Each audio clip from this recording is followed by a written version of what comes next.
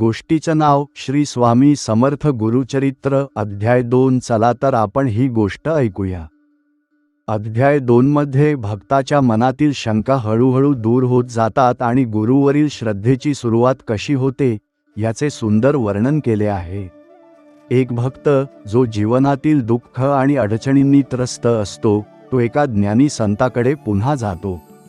तो नम्रपणे विचारतो, माझ्या आयुष्यात सुख कधी येईल? माझं नशीब का बदलत नाही? ज्ञानी संत शांतपणे म्हणतात, हे सर्व तुझ्या कर्मांचे फळ आहे, पण त्यावर एक उपाय आहे, गुरुची शरणागती। भक्ताला हे ऐकून आश्चर्य वाटतं।